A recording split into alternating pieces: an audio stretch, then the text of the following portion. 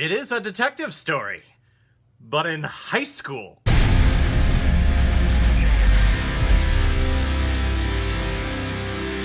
Brick, released in 2005, and is directed by Rian Johnson, who almost single-handedly killed a new generation of the Star Wars franchise. Whether you liked The Last Jedi or whether you despised it, you cannot deny that it caused major debate and major just hate speech being thrown out from everyone a fan of the Star Wars franchise. Just everyone insulting each other, the entire franchise, it almost became not fun anymore. And before he did that, he made this movie. And this film stars Joseph Gordon-Levitt, Nora Sehetner, Noah Fleece, Matt O'Leary, Megan Good, Emily DeRaven, and Lucas Haas. And this film was recommended to me by one of my subscribers and one of my fans, been around for a while actually, Ethan Turley. This is your recommendation, and this one was weird at first, but I started to get into it as it went along. Joseph Gordon-Levitt plays Brendan Fry, who is a high school student who is contacted by his ex-girlfriend Emily, who calls him one day saying that she made a mistake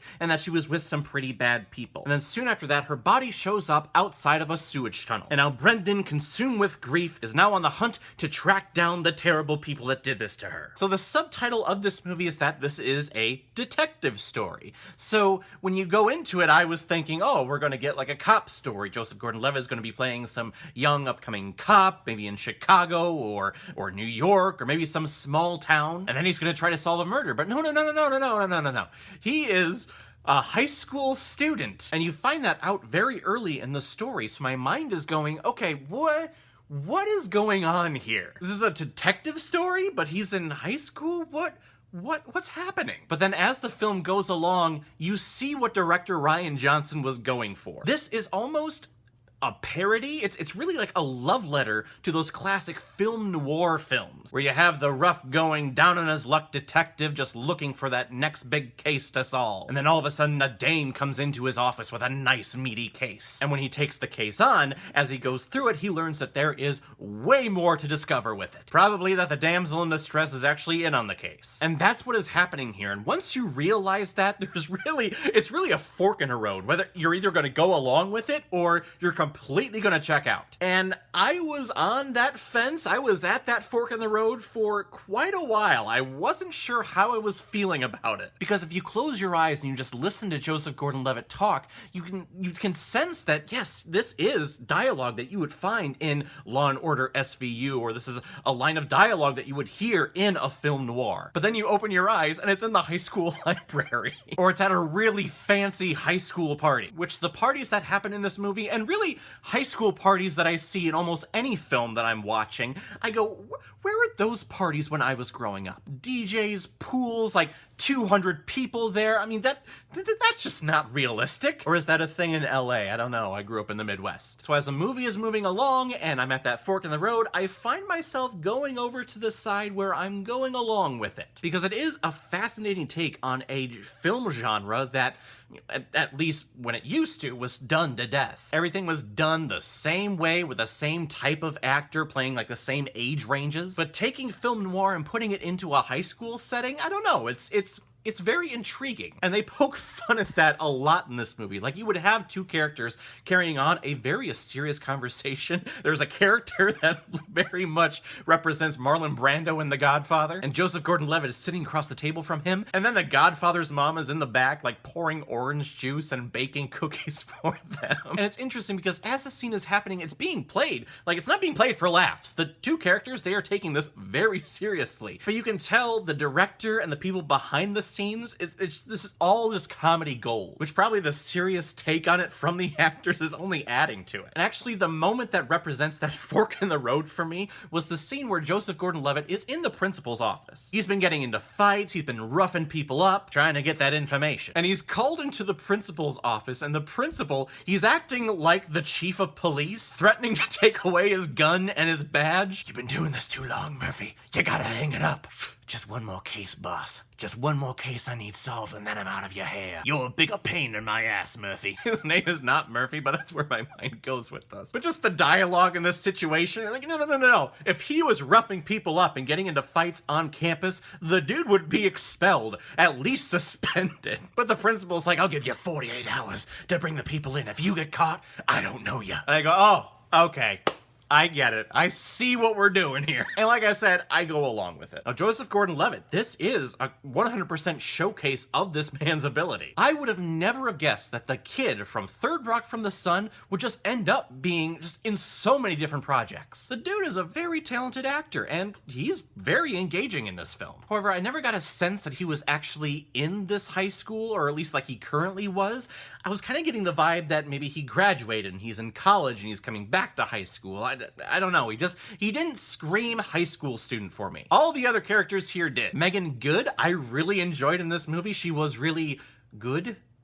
She plays the informant on the street. She plays the person that knows everyone and knows everything that's happening. Might be hiding a thing or two behind the detective's back. And I thought she was captivating on screen. Whenever she was there, I'm like, okay, I am very interested. And she was in Shazam! That's where I know her from. And that might have been a little bit of a spoiler. Shoot. Lucas Haas is here and he plays that Godfather-like character. He's the leader of the mob, or he's the leader of this drug circle underground. And he was very enjoyable because you look at Lucas Haas and he doesn't look like he is over the age of 18. He looks like a child. So to see him have this big black cloak and walking around with a cane trying to be imposing is hilarious to me. He's even driving around in a van that the interior is like cut out like a limo. It has a little lamp to it.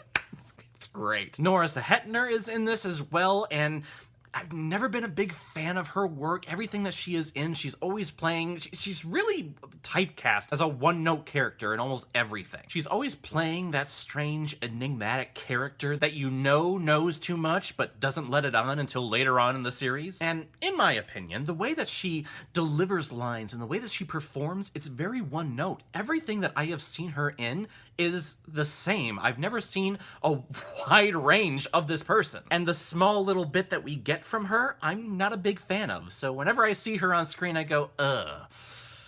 Great. So like I said, I'm down the road that has me going along with this movie and its concept and its idea of parodying the film noir, but it's a slow walk. I'm not running down this road. That's kind of how the film felt like for me. It's very slow. The pacing is a little strange, and some of the character motivations was a little confusing. I had a lot of trouble figuring out exactly, okay, who is who, what's going on, how are you infiltrating the mob, what's going on here? But I do enjoy a lot of the cinematography. How the books are moved around and how the camera is placed between the bookshelves, capturing both of our actors, I thought was pretty cool. You even see the books in the frame, which I thought really added to the aesthetic. This film is really, it's 50-50. Like I said, fork in the road, and I believe that's where this movie belongs. It's a cool, neat concept that had me laughing at points. Other times it had me scratching my head thinking, okay, what's going on and what's everyone's relationship with each other? We get some very solid performances and then other just meh. So middle of the road film means that I'm gonna give Brick